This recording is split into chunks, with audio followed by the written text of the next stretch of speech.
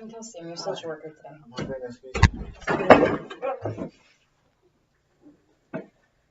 So before we get started, I just want to quickly explain that anything you say here today is confidential. The only information that I'm going to release, if any, is if you plan to harm yourself or anyone else. So what brings you here today? A lot of things. This past weekend, me and my boyfriend, we went to a restaurant, and a lot of stuff happened. Yeah. It just got crazy. So kind of just like a background. I'm from LA. I'm not from Chicopee around here. Oh, okay. So did you just move here? I just moved here last week. Oh, okay. So you're fresh. Okay. Yeah, it's really cold out here. So right now, huh? Yeah. It's so cold. So yeah, I was on social media one day and came across this cute looking guy, and we kind of just hit it off. And, kind of like we met.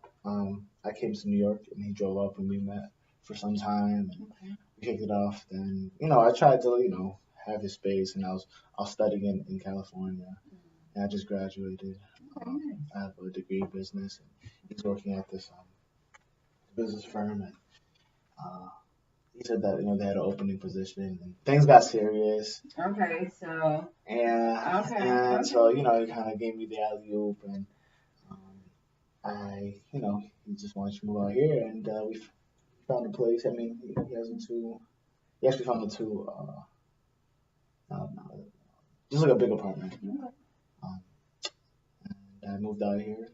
Did you leave your family behind in California? Yeah, well, my family's from Puerto Rico, so I left Puerto Rico to California. Okay. And so because I'm gay, and because of that background, like they kind of rejected me in a sense. And so I just started doing my own thing. But I got my degree, and I moved in with him. That's awesome.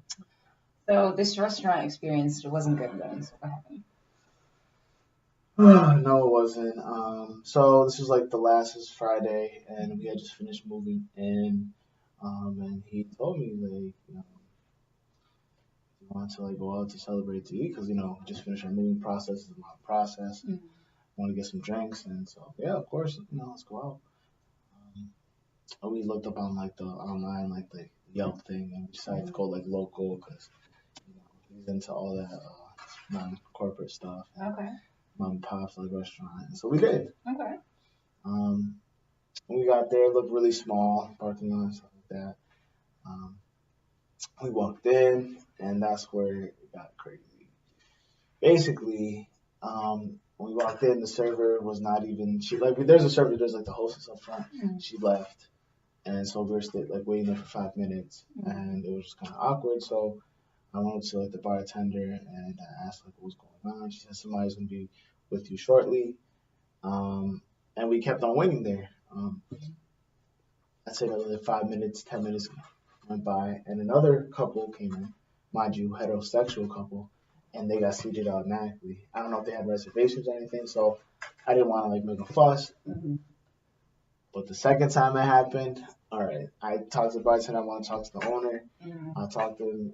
He came out. He looked like a nice dude at first, and then. So you haven't got seated at all at this point? No. That's ridiculous. Yeah, just standing there, I just felt disrespected. I don't know if he was used to it, because this is a different area, but for where I'm from, regardless of where you have to be treated with respect. So. Right. That's awful. I'm so sorry that happened. Yeah. So you talked to the manager. Yeah, he was cool. He was alright. We exchanged a few words, and he was just saying how they're really full and really busy. And I'm looking around okay. In my head, I'm this is kind of an excuse because it's not that busy.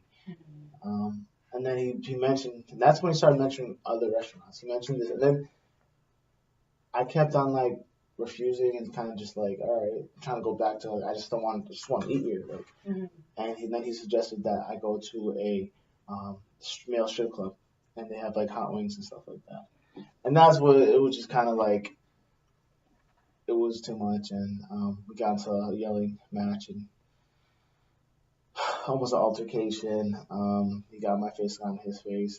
The cops were called, and the cops came and I was freaking out and told them what happened. And I mean, like during the yelling match, he said some slurs. He called me like the F word. Yeah. He told us to go back to California, whoever, stay with our own kind and stuff like that. So That's awful. yeah, Oh.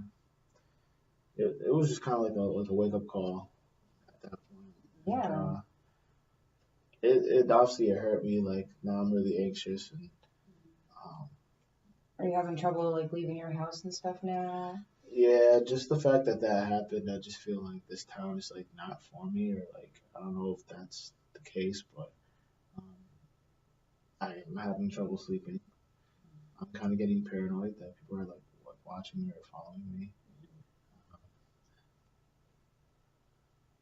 What does your boyfriend say about this? What was his name again? I don't think. Oh, Gabriel. Gabriel. Okay, so what does he say about this? I mean, he was there right beside me. He actually recorded some of the altercation that we had, Okay. but he wasn't as vocal as I was. Obviously, he was there to support me because that's my boyfriend and whatnot. But I just feel like he was very submissive and just was willing to go to some other place.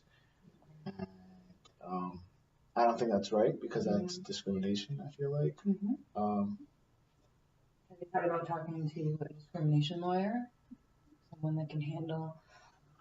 I mean, we have services. If you want, I can hook you up with a lawyer who will look at the video and take your case, sue for discrimination, because that's not right. It sucks. yeah, I mean, I didn't know they had discrimination. Yeah, of course they do. So, yeah, we'll hook you up with that.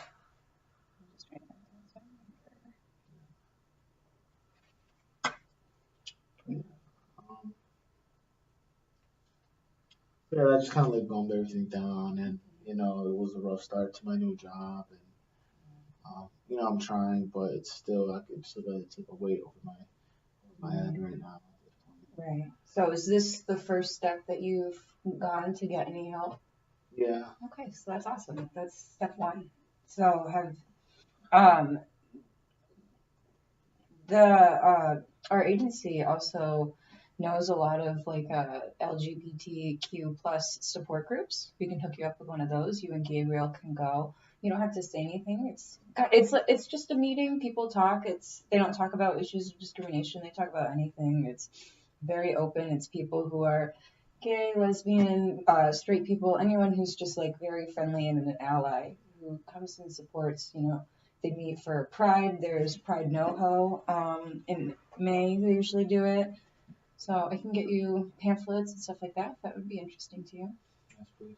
Yeah, of course. And you and Gabriel can go. It's not something you have to sign up for. It's similar to an AA meeting where you kind of show up and stuff, but it's not like an AA meeting, if that makes sense. Yeah.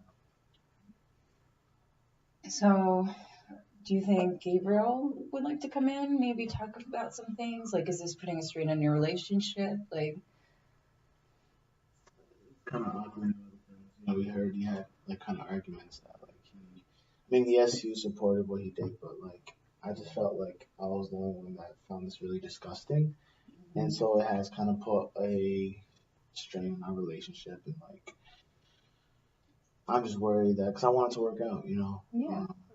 And I just want to know that he has my back 100%, which I know he does, but it just at that point it comes into question and doubts, and I start getting into my thoughts and stuff like Right, well, we don't want to do that. So if he would be interested, you can talk to him. He can come in a session. He doesn't have to talk with me, or any of the other people. But, we can do just like a quick, like, one-on-one with the two of you guys, see how you guys communicate, like, both of you explain the situation, how you both handled it, and how you're feeling.